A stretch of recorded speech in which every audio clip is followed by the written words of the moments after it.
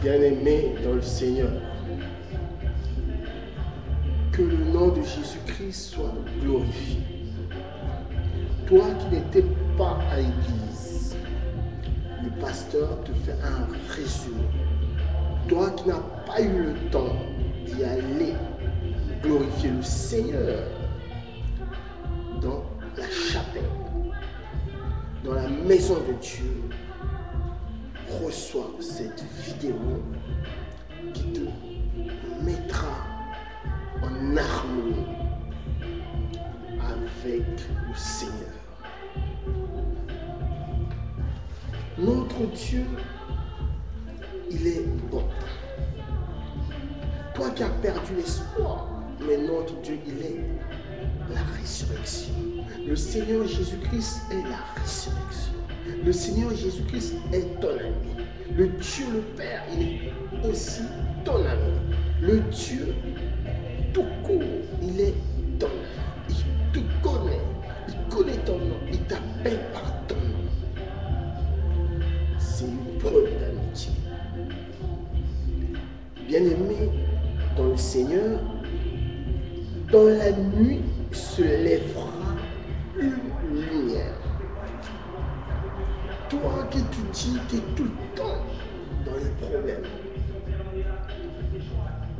c'est comme si tu te disais qu'il n'y a pas Dieu dans ta vie. Non, Dieu il est dans ta vie. Il n'est pas loin, il est à côté. Il attend que tu l'invoques et il vient à ton secours. Et pour te rapporter toute bénédiction, là où ça n'a pas marché, il met la réussite. Là où tu étais accablé, criblé de quêtes, il efface tout ça, il met la paix.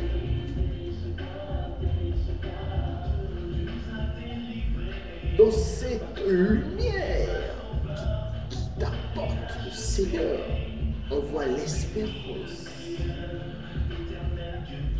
qui habite la terre. Donc, cette espérance, c'est Dieu qui est à côté de toi. Et la terre dans laquelle ta vie sur terre ici, germera le salut de Dieu.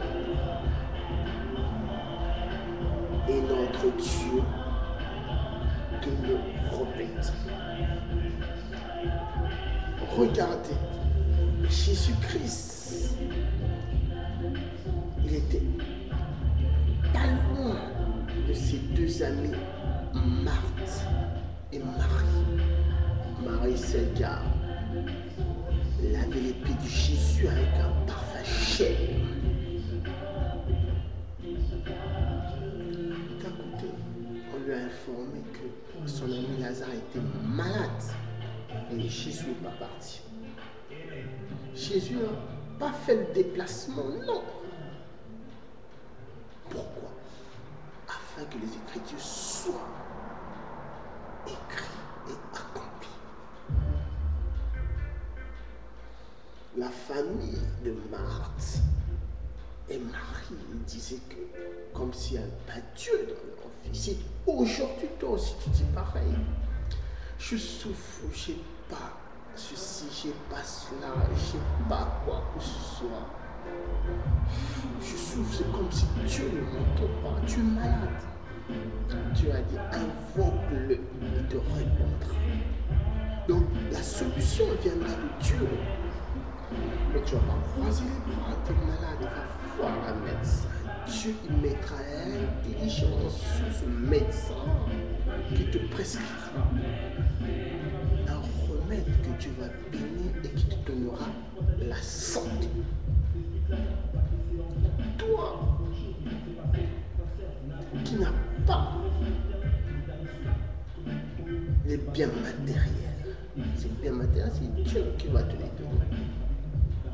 Aujourd'hui, on a vu ce qui s'est passé quand Jésus-Christ est revenu à l'entrée de la vie. C'est Marthe qui l'a reçu en premier. Il a dit, oh, mon frère, il est malade, il est mort, tout ça. Il a raconté sa vie. Jésus a dit une parole. t'ai-je pas dit, si tu crois, tu verras la gloire de Dieu. Il a accepté cela, mais avec pincement au cœur. Il est parti appeler sa sœur est revenue, la même parole, les mêmes paroles, les mêmes pincements au cœur. Et quand Jésus a ordonné de rouler la pierre à l'entrée du tombeau, Marthe encore, qui dit au Seigneur, ça fait 4 jours, il est en état de décomposition, frère. Donc il voulait dire d'une autre façon, mais tu ne peux pas faire ça. Il est en état de décomposition, tu ne peux pas. Lever la pierre pour faire quoi? Il a mis en doute la parole de Dieu. Et Dieu a dit quoi? Seigneur Jésus a dit quoi? Il a dit que je t'ai pas dit que si tu crois, tu verras la gloire de Dieu, frère. Et là, quand le Seigneur a appelé Lazare 3 fois, il est sorti du tombeau. Les mains liées, les pieds liés, tu étais bandé. Aujourd'hui, le Seigneur te dit que tu es libre. Libre, libre, parce qu'il est la résurrection. Crois seulement, ne te pose pas de questions. Ne te dis pas pourquoi mon mariage ne marche pas, pourquoi j'ai pas un appartement, pourquoi j'ai pas de travail, pourquoi j'ai pas ci, pourquoi pas ça, pourquoi pas ceci, cela. Non, ne te pose pas de questions de la vie quotidienne, de tous les jours maintenant. Crois seulement, dis que si cela m'arrive, quelque part, je suis fautif. Confesse-toi, invoque le Seigneur Jésus-Christ, qui te connaît bien. Et son Père te connaît aussi bien que tu penses, car il connaît ton ami. Il est ton ami. C'est pas une preuve d'amour, ça.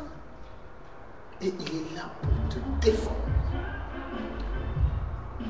Par la résurrection de Jésus-Christ, mort, ressuscité le 3e jour, monté au ciel, c'est la justice. Donc, tu es justifié par notre Seigneur Jésus-Christ. Et de la même façon, il reviendra pour juger le monde. Sois prêt, frère. Ce jour-là, tu te poseras des questions. Si je savais, il n'y aura plus, c'est trop tard. Car le Seigneur, il te donne encore une possibilité de te répondre. Sois à la hauteur. Crois seulement en Dieu. Ton quotidien, mets de côté. Tes angoisses, tes soucis, mets de côté. Mais crois seulement en Dieu.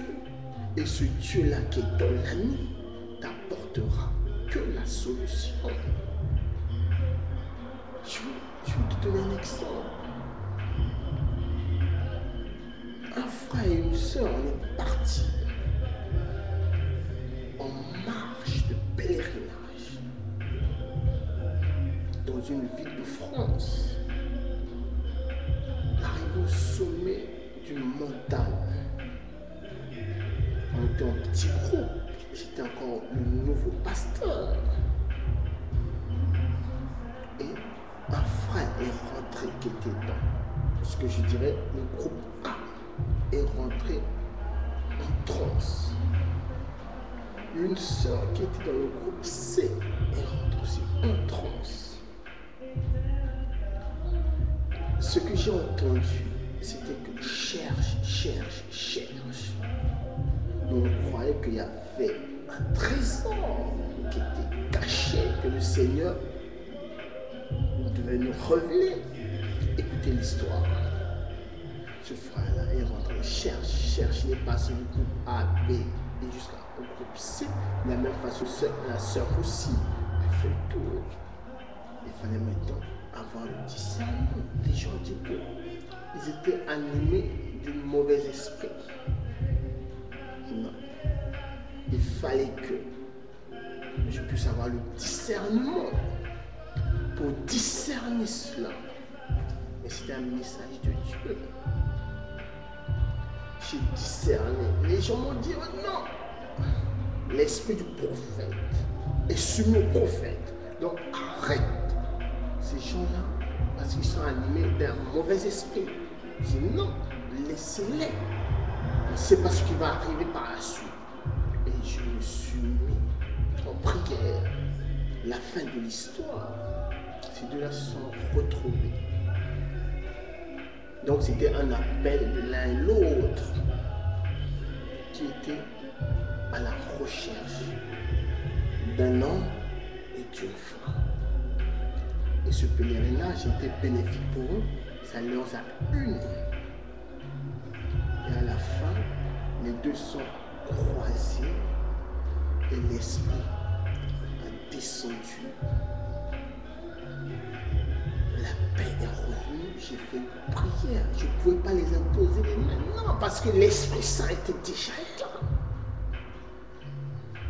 Et qu'est-ce que j'ai fait? J'ai prié pour eux.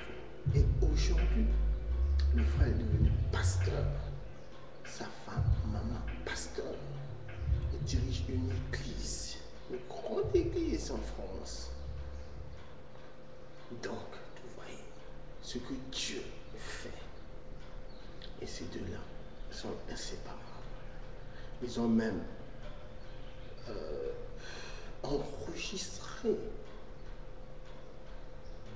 les chants, les cantiques à la gloire de Dieu. Donc vous voyez, c'est une façon que le Seigneur a mis à l'épreuve pour que ces couples-là puissent se rencontrer et suivre le chemin de Dieu. Mais cela ne veut pas dire que c'est Dieu qui a donné. Non, Dieu l'a uni seulement parce que c'était l'occasion pour eux qui se cherchaient. Dieu a dit, allez, est-ce que ça a mis sur leur route les deux qui se sont croisés?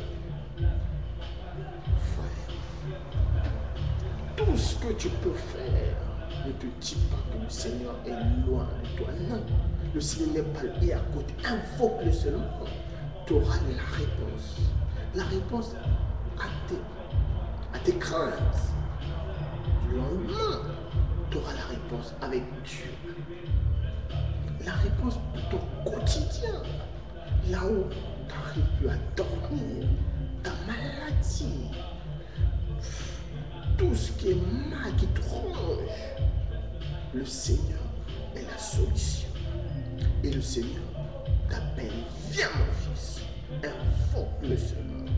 Crois, l'espérance naîtra de toi un espoir. Mais si aujourd'hui tu es dans le négatif, tu dis le Seigneur est là, non, le Seigneur n'est pas là. On a style que le Seigneur est loin. Non, il n'est pas loin, il est juste à côté.